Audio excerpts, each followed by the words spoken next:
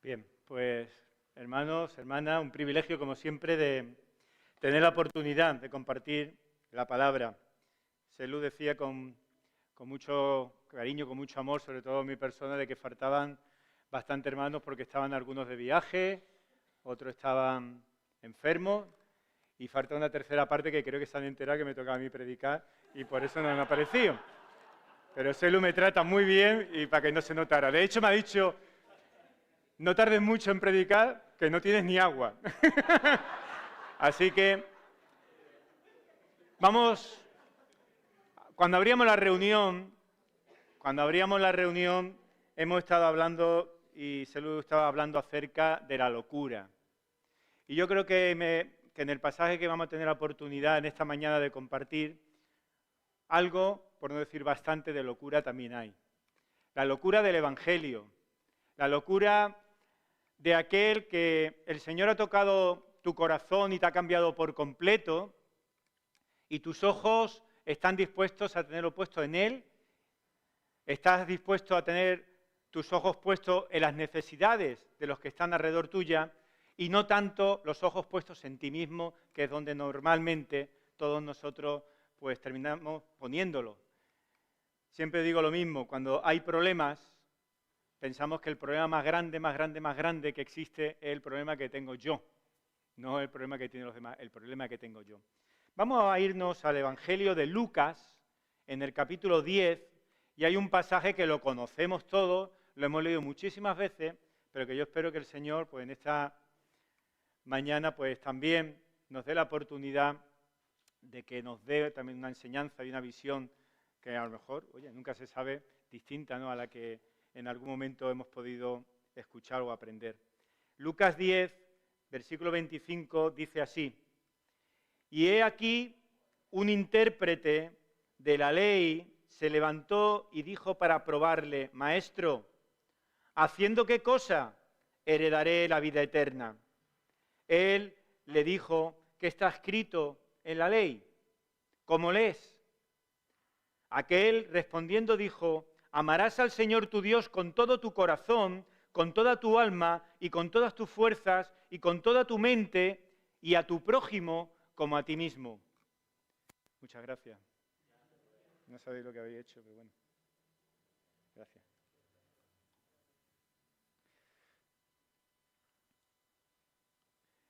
Estamos en el versículo 28. Y el Señor le dijo: bien has respondido, haz esto y vivirás. Pero él, queriendo justificarse a sí mismo, dijo a Jesús: ¿y quién es mi prójimo? Respondiendo Jesús dijo: un hombre descendía de Jerusalén a Jericó y cayó en manos de ladrones, los cuales le despojaron e hiriéndole se fueron, dejándole medio muerto. Y aconteció que descendió un sacerdote por aquel camino y viéndole pasó de largo. Asimismo, un levita, llegando cerca de aquel lugar y viéndole, pasó de largo. Pero un samaritano que iba de camino vino cerca de él y viéndole fue movido a misericordia. Y acercándose, vendó sus heridas, echándoles aceite y vino, y poniéndole en su cabalgadura lo llevó al mesón y cuidó de él. Otro día, al partir, sacó 2 denarios y los dio al mesonero y le dijo: cuídemelo y todo lo que gastes de más yo te lo pagaré cuando regrese. ¿Quién pues de estos 3 te parece que fue el prójimo del que cayó en manos de los ladrones? Él dijo: el que usó de misericordia con él. Entonces Jesús le dijo: ve y haz tú lo mismo. El final del versículo anterior del capítulo 10, el capítulo 9, casi llegando al final, a la altura del versículo 51, nos está contando que Jesús comenzó su viaje a Jerusalén y destinado a la cruz. Un viaje que iba a estar hasta que llegamos al capítulo 19 de este mismo Evangelio de Lucas. Muy bien, ¿verdad?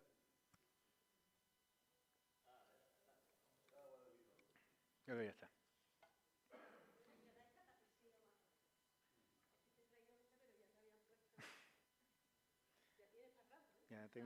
Ya digo que esto ya es un peligro.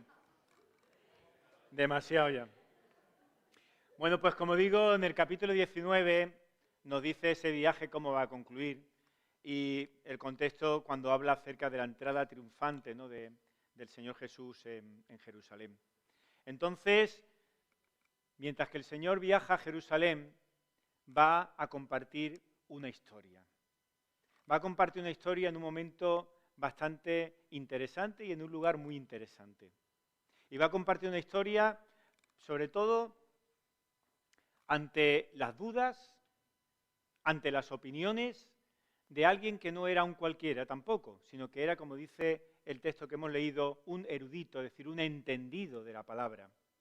Mirad, el camino que va de Jerusalén a Jericó parece ser que es un camino, bueno, tiene aproximadamente un camino largo para hacerlo andando, son algo más de 30 kilómetros, pero este camino tiene un nombre también muy especial, en aquellos tiempos tiene un nombre muy especial, que así queda registrado, y era el camino que se llamaba El Sendero Sangriento, parecía como una película del oeste, ¿verdad? Cuando uno lo leía esperaba que saliera por ahí John Wayne y toda esta gente, El Sendero Sangriento. Tenía también lógica su nombre, ¿por qué se llama así este camino? Este camino tenía este nombre porque precisamente era un lugar bastante desolado, era un lugar donde había poquita gente. No había mucha gente que estuviera andando para arriba y para abajo, y había muchos rincones donde estabas totalmente solo, si te pillaba de día o se te pillaba de noche. Pero al mismo tiempo había muchos recovecos también en ese lugar donde los ladrones, los asesinos aprovechaban y dice que se escondían por ahí esperando que sus víctimas, sobre todo cuando venían solas, pasaran y se le echaran encima. De ahí que los que tenían que hacer este camino, pues de boca en boca decían, ¿dónde vas? ¿Por el camino, por el sendero sangriento? Pues ten cuidadito porque aquello es bastante peligroso. Así que los que iban por ese camino sabían de antemano que debían de hacerlo con muchísima cautela. Sabían que era un lugar muy, muy peligroso. Pero cuando leemos este pasaje que hemos leído de Lucas, hay muchas preguntas y una de las preguntas que nos hacemos es ¿qué es lo que da pie a que Jesús cuente esta historia? A que Jesús contara esta historia del samaritano, del buen samaritano. Pues en estos versículos, como he dicho, el intérprete de la ley o el escriba va y se dirige al Señor Jesús.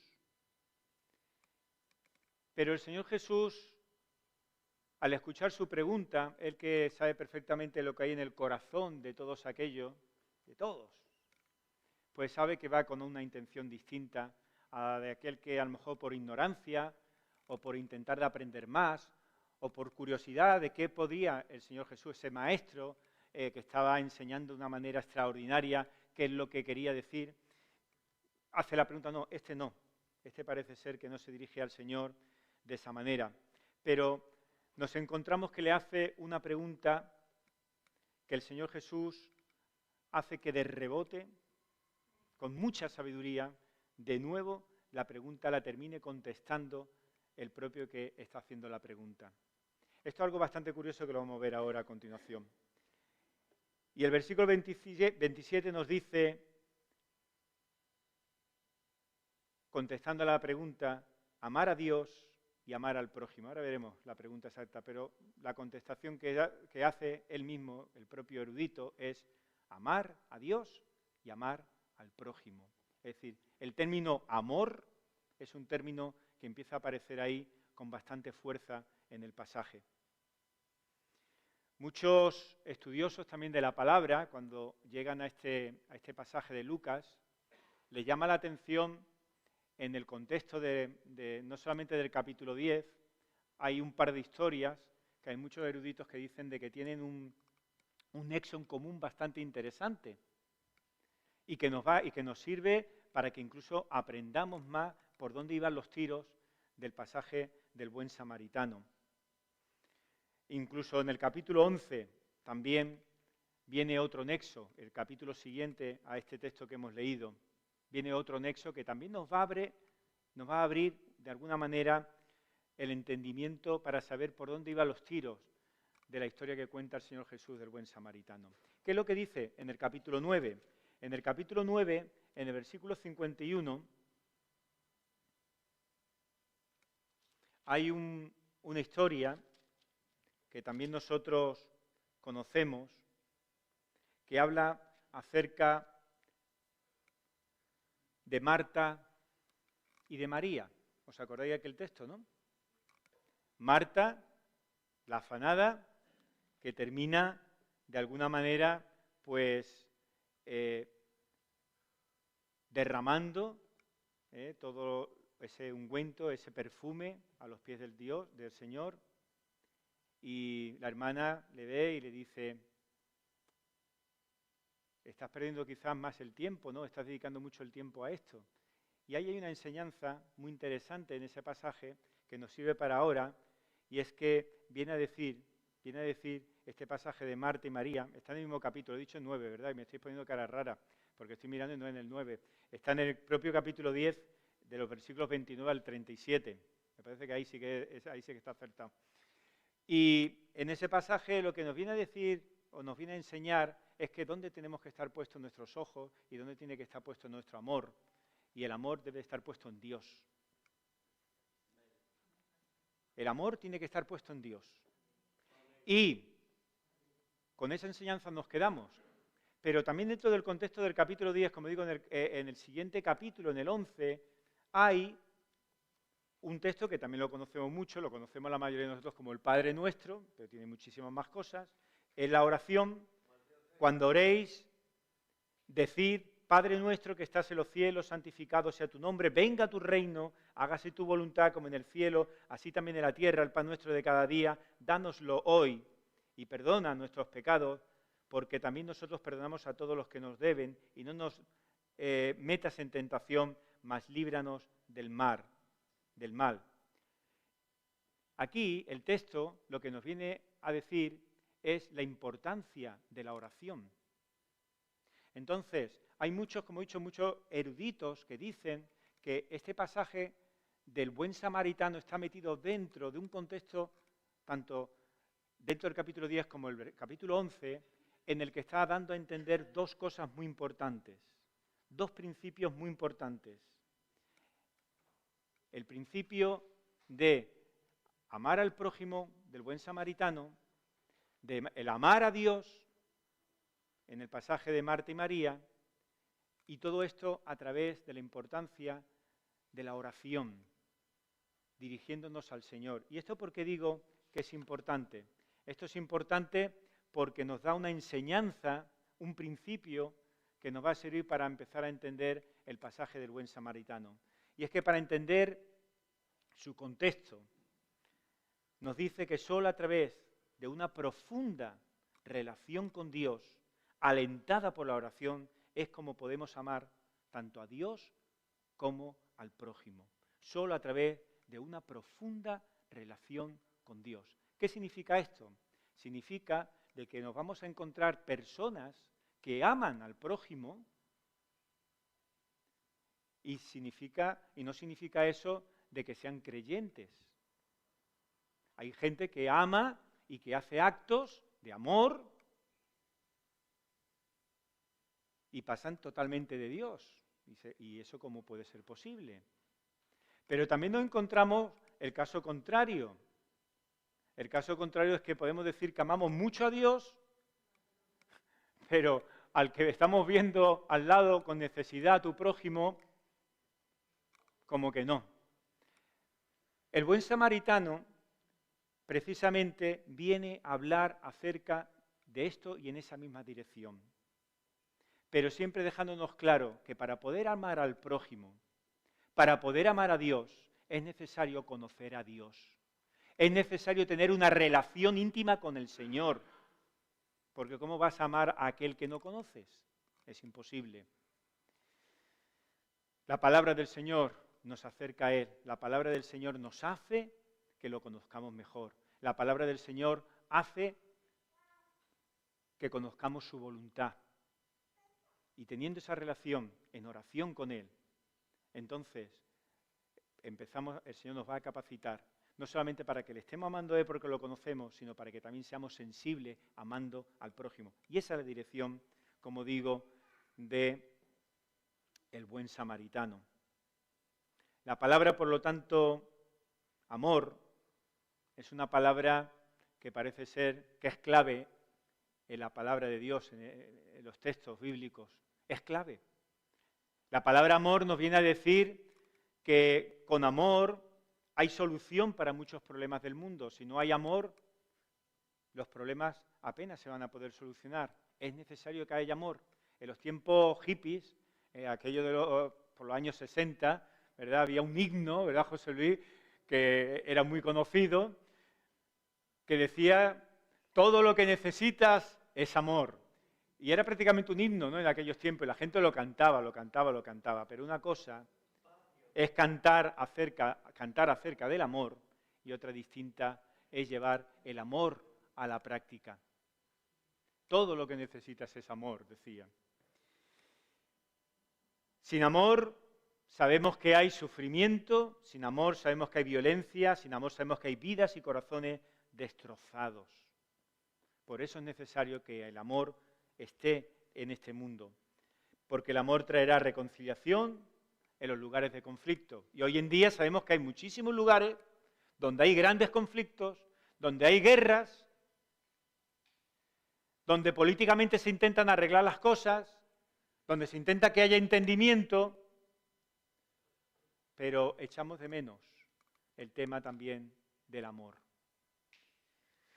Por tanto, en un principio todos afirmamos la importancia del amor, pero seamos realistas, nos desesperamos en muchas ocasiones cuando nos es difícil encontrar un rincón en el mundo donde se manifieste con claridad y con potencia precisamente este amor. Pues mirar, hace más de 2000 años, los estudiosos de la ley, los pensadores, los escribas de Judea, ya habían detectado precisamente, a la luz de las Escrituras, la necesidad del amor, la primordialidad del amor.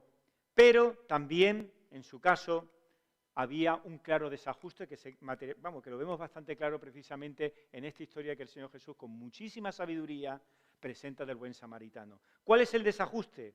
El desajuste de llevar a la práctica la teoría. Es decir, lo que tenemos aprendido, incluso de la palabra, llevarlo a la práctica. Ahí hay un desajuste muy grande. Y es lo que precisamente el Señor Jesús, como digo, con muchísima maestría, con muchísima sabiduría, va a intentar de llevar al corazón de este erudito, de alguien que entendía, que conocía perfectamente toda la ley, que conocía perfectamente el Antiguo Testamento. Lucas 10 cuenta que el Señor Jesús da lugar a contar, como digo, una historia con la intención de dejarle esto bien claro al erudito de la palabra. Un erudito con el que estaba discutiendo. Y yo he querido porque veo claro en este texto, dos partes al menos muy claras que quisiera distinguir. Primero, la parte teórica. Los primeros versículos, los que van desde el 25 al 28. Es decir, la demostración de parte de este erudito de lo que había aprendido, de lo que había estudiado, de lo que sabía perfectamente que había que llevarlo a la vida real. Luego veremos la práctica, el poner en práctica el amor, que es la contestación y la historia que el Señor Jesús le viene a contar. Jesús, sabemos que tuvo que tratar durante su ministerio, sobre todo, con un buen número de preguntas hipócritas, de gente que se acercaba a él, como he dicho antes, más que con la intención de aprender, con la intención de ver en qué le podían pillar, con preguntas trampa, con preguntas que tenían doble sentido. Así que su respuesta a esto fue, como había dicho antes, en hacer que estas preguntas terminaran recayendo precisamente en aquellas personas que la hacían. Y aquí vemos que un maestro de la ley plantea una duda que en apariencia no tiene maldad ninguna. Es más, mirad bien el texto, los primeros versículos, cómo se dirige al Señor Jesús, incluso con respeto, le llama maestro. ¿Y qué le dice? Maestro, ¿haciendo qué cosa heredaré la vida eterna? Claro, nosotros ya no sabemos la historia. No tiene tanta gracia como en el momento. Y nada más ver la pregunta, pues ya nos deja un poco mosca, ¿no? ¿Haciendo qué cosa? Ya sabemos por dónde van los tiros. Pero para no tener ningún tipo de duda, Lucas deja bastante claro y nos dice que su verdadera motivación no era una motivación buena. Se dirige y le pregunta al Señor, pero con una doble intención clara. Es decir, no era alguien que de manera sincera estaba buscando luz espiritual, sino que era alguien que estaba buscando la oportunidad de poder examinar, en este caso a Jesús, e intentar demostrar su incompetencia teológica en algunos aspectos prácticos de la Escritura. Pero Jesús, sin embargo, vemos el texto que dice que le invita a responder a su propia pregunta a la luz del Antiguo Testamento, y es como ponerle un dulce, ¿no?, delante, porque si había algo que dominaba a la perfección este erudito era el Antiguo Testamento. Yo creo que el erudito estaba haciendo la pregunta para que le dijeran, ¿y tú qué crees? Y entonces decir, mirad la cantidad de conocimientos que tengo. ¿Cómo conozco desde principio a final la ley? ¿Cómo conozco desde el principio al final lo que dice la Escritura?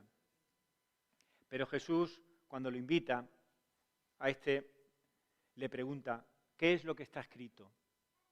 ¿Qué o cómo lees? Y como era de esperar, como digo, este hombre muy dispuesto a exhibir sus conocimientos bíblicos, le contesta, amarás al Señor tu Dios y a tu prójimo como a ti mismo. Y el Señor Jesús le dice, bien has respondido. En algún momento, esta respuesta del Señor Jesús pudo llegar incluso a ser un poco extraña a los que estaban oyendo, porque si el Señor Jesús conocía lo que había en el corazón de este hombre, le estaba dando la oportunidad él mismo de que respondiera a su pregunta, y encima le estaba diciendo, bien, has respondido bien. Pues dices tú, bueno, ¿dónde está aquí la exhortación de este hombre malintencionado, que Lucas dice que iba con mala intención y que el Señor seguro sabía, cómo encima de darle la oportunidad de responder le estaba aplaudiendo a la contestación? Mirad, en otra ocasión también le pidieron al Señor Jesús que dijera cuál era el mandamiento de la Biblia más importante. ¿Y sabéis lo que le respondió el Señor Jesús? Le vino a citar exactamente los dos mismos textos que este erudito le estaba respondiendo a él. El texto de Deuteronomio y el texto de Levítico. ¿Por qué? Porque esta era la respuesta que representaba de alguna manera la sabiduría de una mayoría de los maestros en los tiempos de Jesús. Todos sabían perfectamente que amar a Dios y amar a los demás era el mandamiento principal. Y quizás este experto en el Antiguo Testamento se quedó perplejo, como nos podíamos quedar nosotros, cuando vemos que el Señor Jesús no le exhorta, sino que le dice, bien has respondido. Pero estoy seguro que el Señor tenía algo nuevo que decir sobre el camino hacia la vida eterna en cuanto a la pregunta de este erudito le estaba haciendo. El versículo 28 dice, y le dijo, bien has respondido, haz esto y vivirás. Haz esto y vivirás.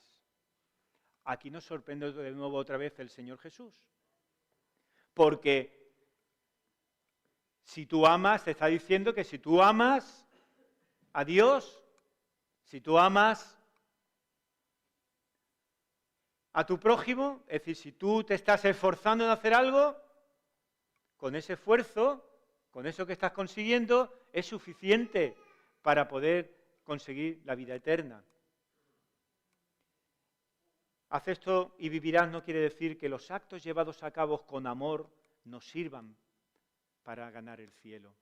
Por eso he dicho de que, ojo, porque nos vamos a encontrar, no hace falta viajar mucho, aquí en nuestra ciudad, muchas asociaciones que hacen auténticas muestras de amor,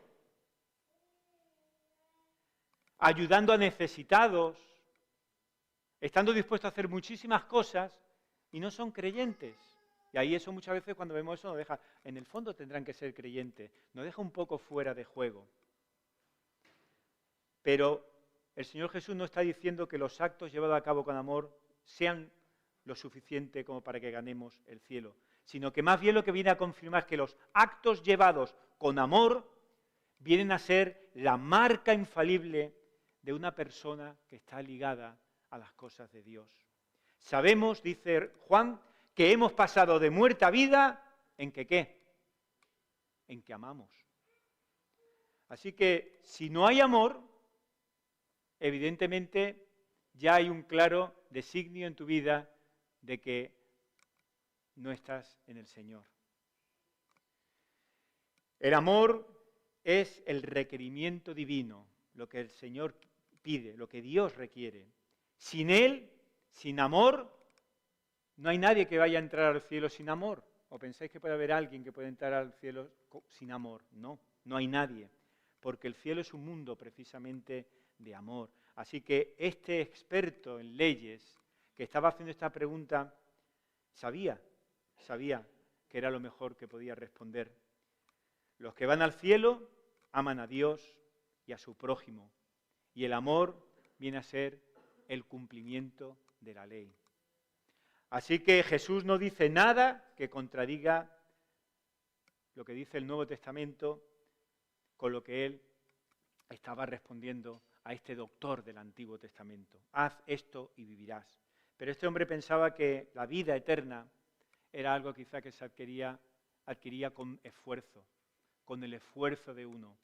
El esfuerzo. Esto como muchas veces te dicen, esfuérzate, tienes que esforzarte más en esto.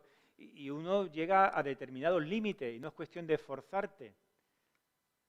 Si no tienes a Dios en tu corazón, ¿cómo puedes esforzarte más en amar? Es difícil. Y este hombre pensaba eso, que la vida eterna se adquiría por medio de sus propias obras de piedad y no algo que estaba regalado por la gracia de Dios. No veía el amor de Dios y al prójimo como un fruto que es producto del Espíritu Santo en las vidas de aquellos que han nacido de nuevo. Así que lo verás solo como la tarea, como el esfuerzo, un esfuerzo solitario que tenía que cumplir para ganar la vida eterna. Y ahí era donde estaba el error en el corazón de este gran doctor de la ley, de este gran doctor erudito del Antiguo Testamento. Y de esa manera, con esta historia, el Señor Jesús le estaba revelando su error. Lo veía solo como una tarea, como un esfuerzo. Qué pena, ¿verdad? Así que este hombre lo que necesitaba quizás no era tanto enseñarle la palabra. Por eso el Señor sabía perfectamente que si entraba en una disputa con este hombre, al final aquello iba a quedar en vano. Daba igual. Este hombre lo que necesitaba realmente era humildad. Y ahí también es donde apunta precisamente el buen samaritano. No solamente el enseñar el amor, sino el enseñar también acerca de la humildad. Haciendo qué cosa heredaré. ¿Qué cosa heredaré? Su conciencia evidentemente demostraba autosuficiencia. Dime qué es lo que hay que hacer, que me voy a esforzar al máximo y lo voy a conseguir. ¿No sabes que por mucho que se esfuerce el hombre, podrá ganar su salvación? Y Jesús tocará su conciencia por medio de esta historia práctica. Y aquí viene la segunda parte. Hemos visto la parte teórica, que bien se lo sabía, ¿verdad? El erudito. Amar a Dios, amar a tu prójimo. Pero eso era la teoría. Ahora viene la práctica. En la práctica, el versículo 29 nos dice, mirad qué detalle tan interesante, hablando acerca del erudito, pero él, una vez que le responde el Señor Jesús, ha respondido bien, pero él, queriendo justificarse a sí mismo, dijo a Jesús, ¿y quién es mi prójimo? Este hombre era bastante hábil, ¿eh? Era un hombre muy sabio, era sabio y era bastante hábil. ¿Cómo voy a poder amar a mi prójimo si no sé exactamente quién es mi prójimo? Y la patata caliente que le pone sobre el Señor Jesús también tiene tela marinera. Porque ojo a lo que contestas. Ojo a lo que contestas. El erudito está preguntando a quién tiene que amar, ¿verdad? ¿A quién tengo que amar? ¿Quién es mi prójimo?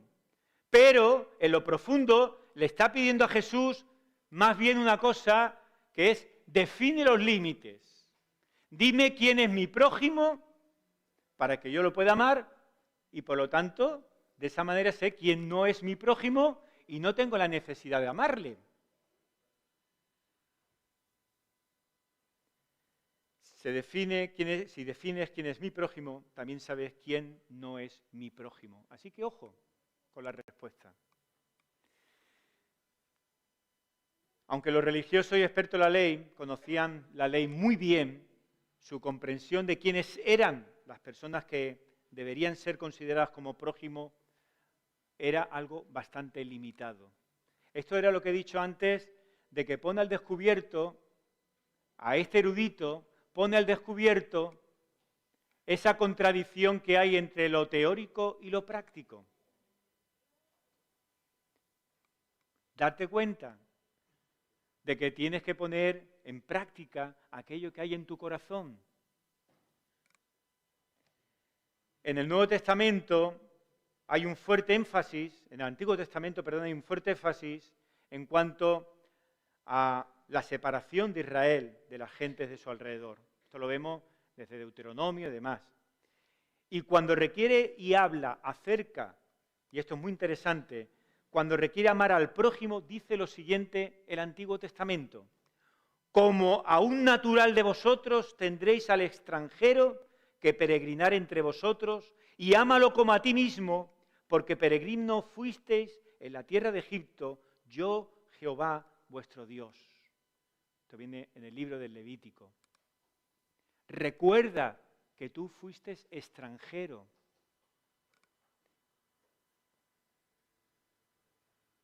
Trata al extranjero como a un natural de entre vosotros. Esto, al decírselo a este estudioso de la ley, amplía bastante la definición del prójimo.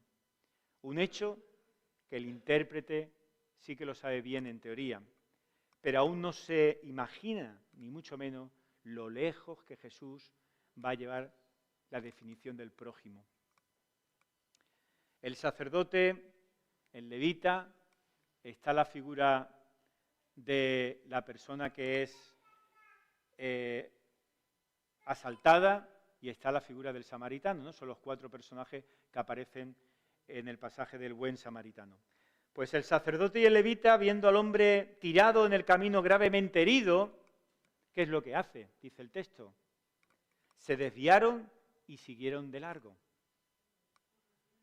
Si hubiera sido este hombre atendido por el sacerdote y por el levita, si este hombre siendo atendido hubiese muerto, ¿qué hubiese ocurrido? Y aquí viene quizá el meollo de la cuestión del pasaje. Las excusas que nosotros podemos tener en nuestro día a día, incluso excusas buenas, motivos buenos, que nos hacen de que, bueno, amamos a Dios, pero no estamos muy dispuestos a amar a nuestro prójimo. Dice, ¿y eso cómo se come? Pues no siendo capaces de llevar a la práctica lo que el Señor ha puesto en nuestros corazones a través de su palabra. Y esto es bastante problemático. Esto es bastante problemático y es lo que ve precisamente en el corazón, el Señor Jesús en el corazón de este hombre. ¿Sabéis que tenían sus justificaciones perfectas, tanto el sacerdote como el levita, como para, a pesar de ver a esta persona que estaba moribunda o estaba quizás muerta, darle un rodeo y ni tocarlo? ¿Tenían sus razones religiosas? ¿Tenían su justificación religiosa? Esto me recuerda mucho, no sé si vosotros lo habéis visto, pero no hace mucho tiempo en los telediarios estuvieron saliendo unos vídeos y había un vídeo en un país oriental, que muchas veces te sale para que vean lo malo que son allí en el Oriente y lo bueno que tenemos el corazón aquí en Occidente. Muchas veces salen estas ideas, pero nos llamaba bastante la atención porque era la carretera o el casco antiguo, o el casco, mejor dicho, de una ciudad grande. Había muchísimo movimiento de camiones, de coches, y se ve una niña de corta edad cruzando la carretera y uno de los coches le da un golpe y la niña queda, pues imagínate, con un golpe del coche, no sabes si ha muerto la niña o la niña está herida grave. La cuestión es que la niña se queda a mitad de la carretera. ¿Y qué es lo más curioso de todo? Que era lo que nos mostraba la conciencia de estas personas de ese país. No para absolutamente nadie a recoger la niña. El único detalle que tenían era que cuando llegaba con el coche y viendo que estaba la niña en mitad de la carretera, la rodeaban con el coche para no pisarla otra vez y seguían el camino. Y no paró absolutamente nadie. Nadie. Luego te enteras de que tenían justificación para eso. Dice, anda, ¿justificación para hacer eso? Sí. Es que no sabéis si esa persona se pone a atender a esa niña pequeña está muerta o esa niña está muy grave, la cantidad de problemas que se te vienen encima, porque el gobierno poco menos que te echa a ti la culpa. Entonces, hay una tolerancia, una cierta tolerancia, para que tú no tengas por qué parar el coche y atender, si no puedes pasar de largo. Es horrible. ¿Dónde está lo que decíamos antes? ¿Dónde está el amor? Ya, el amor sabemos dónde está, pero sabemos dónde están las leyes. Aquí ocurre, hace 2000 años en esta historia, algo muy parecido. ¿Por qué no para ni el sacerdote? ¿Por qué no para el levita? Porque si hubiese el sacerdote atendido a esta persona y esta persona hubiese muerto en manos del sacerdote, pues este sacerdote quedaba contaminado, según nos dice también la ley. Quedaba contaminado en teoría, durante 7 días, dice. Lo del levita, 3/4, para también resumir, pasaría algo muy parecido. Durante un periodo de tiempo también quedaría contaminado, pero no, la contaminación no es decir, te van a quedar 7 días aparte, sino que la contaminación advertía que podía llegar a mucho más, de tal manera que podías contaminar al que está al lado tuyo, contaminar a tu propia familia o contaminar incluso a la propia ciudad. Eso estaba establecido en las leyes. Por tanto, ahí tenemos una justificación también y vemos que es normal. ¿Cómo van a parar? Se le complica enormemente la vida tanto a uno como a otro. Además, estamos en el sendero sangriento, ¿os acordáis? ¿A quién era el guapo que se paraba por allí a atender solo a alguien? Porque el peligro de que te atacaran a ti también era bastante grande. Vale, nos encontramos estas cosas y nos encontramos estas justificaciones. Pero, sin embargo, al final el que para y se complica la vida es el samaritano, el desecho, aquel que es de segunda categoría. Ese es el que se para, el que está dispuesto a atender a esa persona. Y no solamente la atiende, sino que dice que se la lleva, le venda las heridas, la pone en lo alto de su cabalgadura, la lleva allí a un mesón o la lleva a un lugar donde puede estar este hombre atendido. Antes de marcharse le paga 2 denarios y le dice, y si hay que pagar algo más cuando regrese, espérame, cuando regrese te pagaré el resto. Es decir, parece ser que el sacerdote, tanto el sacerdote como el levita, tenían razones válidas para no detenerse ante el herido, pero olvidaron en estas razones que el mandamiento de Dios de amar a Dios y al prójimo como nosotros mismos estaba por encima de esto mismo. Y el ejemplo lo vemos en Jesús. ¿Queremos buscar ejemplos? El Señor Jesús sanaba cuando había necesidad y nos cuenta la palabra que sanó incluso en sábado. Qué escándalo, ¿verdad? Pero imaginéis vosotros que se abra aquí en Málaga un hospital y se diga, atendemos urgencias en horas de oficina. El que venga fuera de esa hora, y hay algunos que dicen, estamos así, ¿verdad? Pues sí, así nos va también, así nos luce también el pelo. Pero imagináis que el hospital te diga eso, el hospital de la ciudad, Uno muriéndose decía, es que ha llegado usted 20 minutos tarde, lo siento mucho, venga mañana a las 8 que abrimos. O decir, mirad, nos hemos ido de vacaciones y hemos cerrado el hospital por vacaciones. ¿No sería algo bastante contradictorio? ¿No es algo bastante extraño? Tenemos el ejemplo en el Señor Jesús de atender las necesidades en cualquier momento, porque Él amaba a Dios y Él amaba también al prójimo. El samaritano, como digo, fue el que estuvo dispuesto a afrontar cualquier contratiempo y ayudó al herido. E hizo todo lo que he dicho. Le curó las heridas, le vendó, lo montó en su cabalgadura, lo llevó a un alojamiento, lo cuidó, y no solo eso, sino que le pagó al dueño para que le siguiera cuidando. Qué lección, ¿verdad? Tan grande le dio el Señor Jesús con esta enseñanza a este erudito de la ley. Escuchar hablar de esa manera a Jesús sobre un samaritano, sabiendo lo que significaba el samaritano. Pero mirad lo que hace el samaritano, a ver si os recuerda algo. El samaritano paga por el hombre. El samaritano le deja en buenas manos y le promete regresar. ¿Os suena algo? Cuando lo ve, el samaritano nos dice la historia que no ve a un herido como si fuera un pedazo de carne sangrienta y sin esperanzas, no. Lo ve al hombre y siente su dolor y se conmueve por él. ¿Os suena algo este ejemplo? El samaritano fue movido a misericordia, movido por compasión hasta la profundidad de sus entrañas. ¿Os suena algo esto?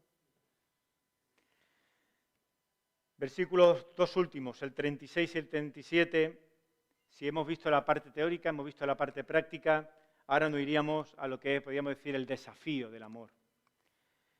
¿Quién, pues, fue el prójimo? En la pregunta, era la pregunta clave, ¿no? ¿Quién, pues, fue el prójimo? Y la pregunta vuelve a estar sobre el intérprete de la ley, que ni siquiera se atreve a decir, darlo cuenta, a decir el samaritano. No lo dice, ¿a que no? No lo dice, sino que dice el que usó con él misericordia.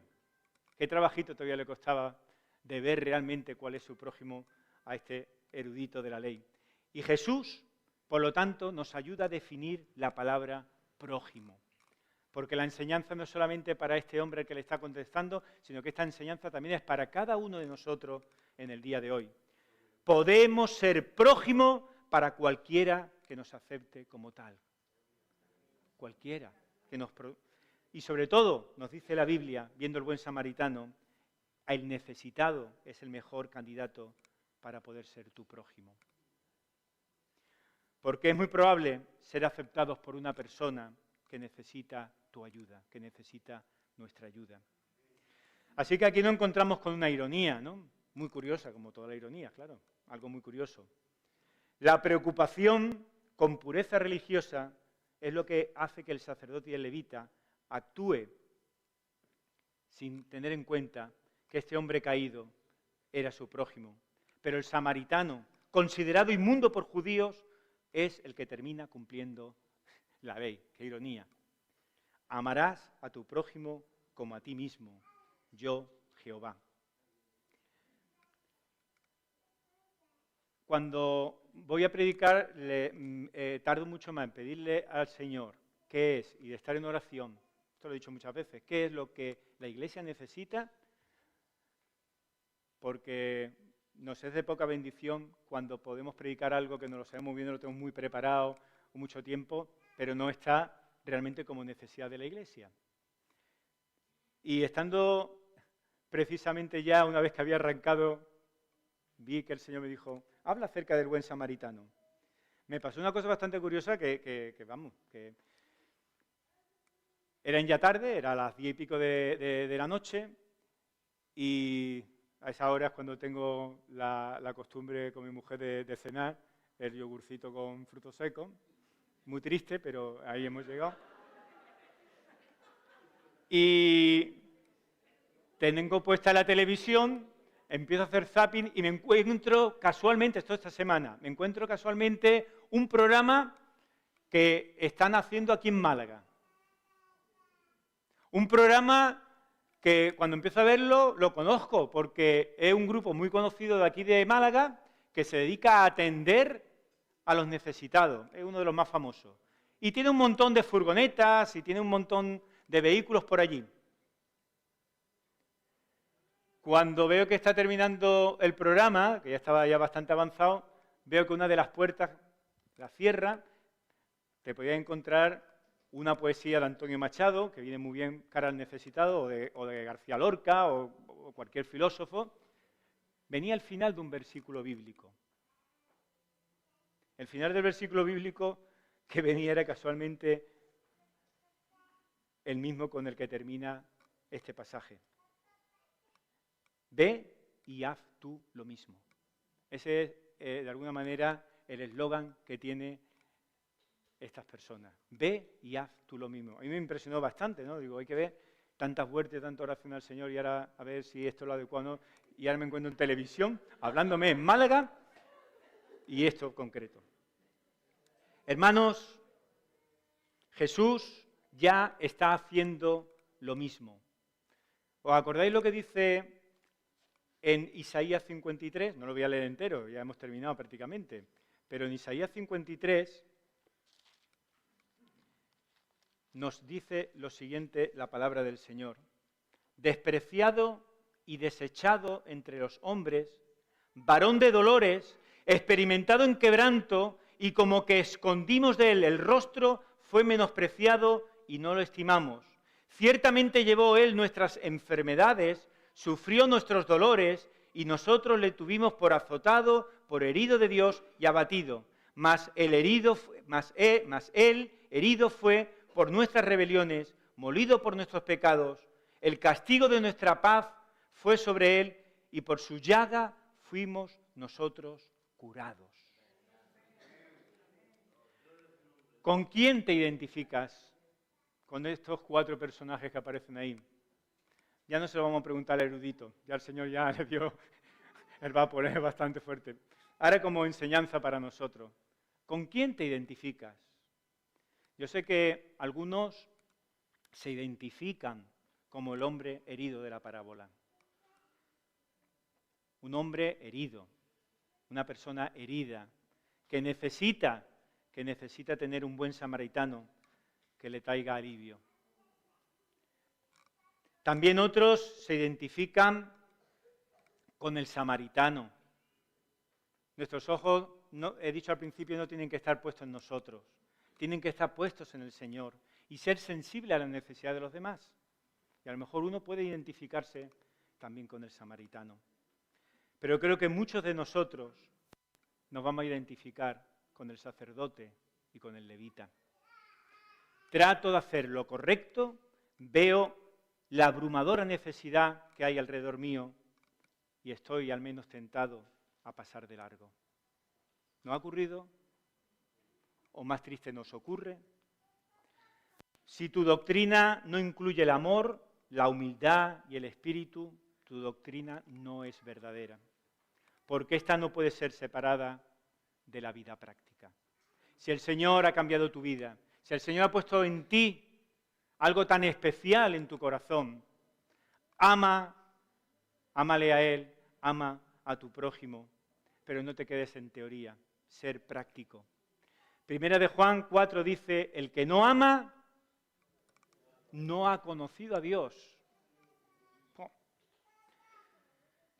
Pues al igual que vemos en la parábola del buen samaritano, hermanos, hermanas, escuchemos la voz del Señor que nos dice, ve y haz tú lo mismo. Y quisiera leeros 2 versículos de Romanos, y con eso termino. Romanos capítulo 13,